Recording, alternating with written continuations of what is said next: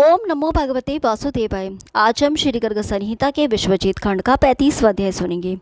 इसमें हम सुनेंगे साम द्वारा कालनाभ दैत्य का वध। तो ये शुरू करते हैं।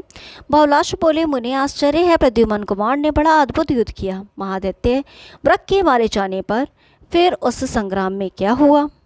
श्री नारद जी कहते हैं, राजन, वृक्क को मारा गया देख महान असुर कालनाभ बार बार धनुष टंकारता हुआ सुअर पर चढ़कर रणभूमि में आया। उस असुर ने संग्राम में अक्रूर को 20, गद को 10, अर्जुन को 10, सात्यकी को 5, कृतवर्मा को 10, प्रद्युम्न को 100, अनिरुद्ध को 20, दीप्तिमान को 5 और साम को 100 बाण मारकर उन सबको घायल कर दिया।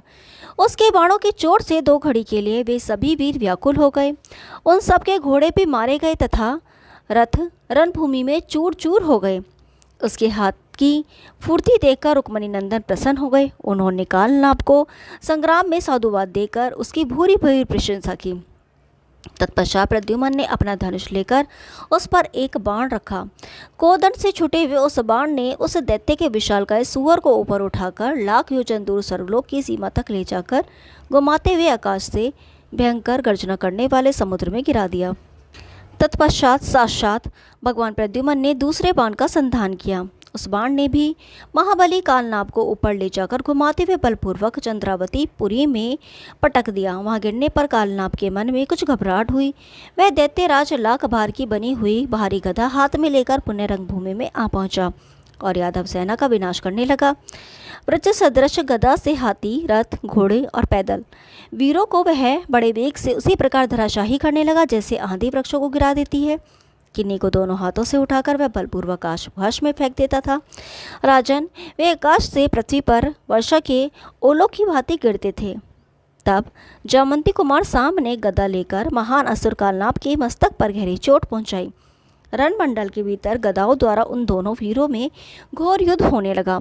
वे दोनों ही गदाएं आग की चिंगारियां छोड़ती हुई परस्पर टकराकर चूर चूर हो गईं। फिर वे दोनों वीर दूसरी गदाएं लेकर युद्ध के लिए खड़े हुए।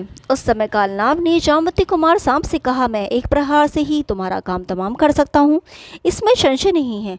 तब उस रणभूमि में साम बोले, पहले तुम मेरे ऊपर प्रहार करो। तब कालनाभ ने साम के मस्तक पर गदा से चोट की, किंतु जामवंती नंदन साम ने गदा के ऊपर गदा रोक ली और अपनी गदा से कालनाभ दैत्य की छाती में आघात किया।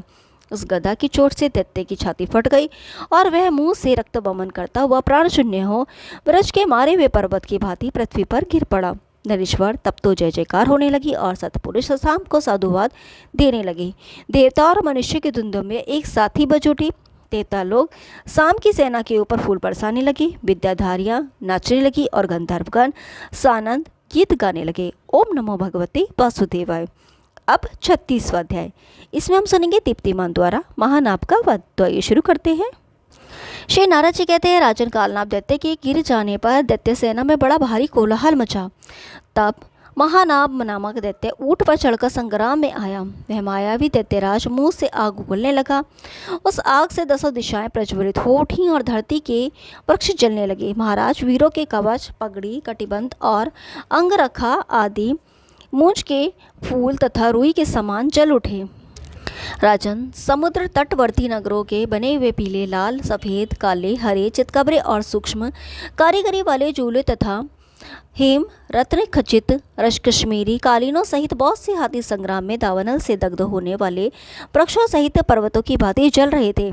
मस्तक पर धारण कराए गए रत्नों, चामरों, हारों और सुनहरे साजबाजों के साथ चलते हुए घोड़े उस युद्ध भूमि में दावाग्नि से दग्ध होने वाले हरिणों कोई भांति उछलते और चौकड़ी भरते थे।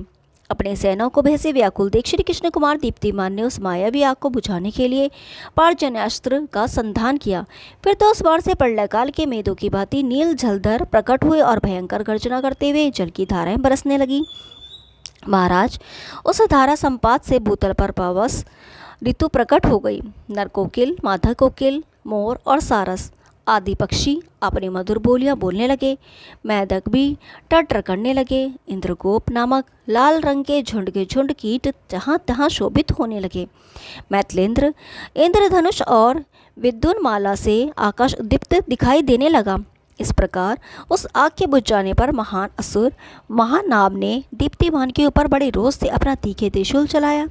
सर्प की भांति अपनी ओर आते हुए उस त्रिशूल को रोहिणी पुत्र दीप्तिमान ने युद्धभूमि में तलवार से उसी प्रकार काट डाला जैसे गरुड़ ने अपनी चोंच से किसी नाग के 2 टुकड़े कर दिए हों।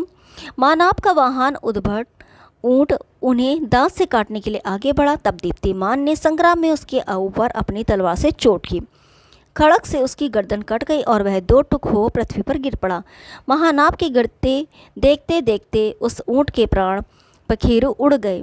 तब दैत्यन महानाभ बड़े वेग से हाथी पर जा चढ़ा और हाथ में शूल लेकर व्योमंडल को अपनी गर्जना से गुंजाता हुआ फिर युद्ध के लिए आ गया। श्री कृष्ण नंदन दीप्तिमान चंचल और काले रंग की सिंधी घोड़े पर चढ़कर विद्युत के समान कांतिमान खड़ग से अद्भुत शोभा पाने लगे। उन्होंने घोड़े के पेट में एड़ लगाई और वह भूतल से उछलकर हाथी के कुंभ स्थल पर इस प्रकार जा चढ़ा मानो कोई सिंह पर्वत के शिखर पर बड़े वेग से चढ़ गया हो। फिर श्री कृष्ण को मार दीप्तिमान ने तीखी धार वाले खड़ग से महानाभ के मस्तक को सहसा धड़ से अलग कर दिया। बाण वर्षा करते हुए उस दुरात्मा की सेना का दीप्तिमान ने अपनी तलवार से उसी तरह संहार कर डाला जैसे सिंह हाथियों के झुंड को रोक डालता है। कुछ दैत्य खड़ग से मारे गए, शेष रणभूमि से पलायन कर गए। देवता दीप्तिमान के मस्तक पर फूलों की वर्षा करने लगे। किन्नर और गंधर्व गाने लगे तथा अप्सराओं के समुदाय नृत्य करने लगे। ऋषियों मुनियों और देवताओं ने श्री हरि के पुत्र का स्तवन किया। ओम नमो भगवते वासुदेवाय। कल 37वां अध्याय सुनेंगे, तब तक के लिए नमस्कार।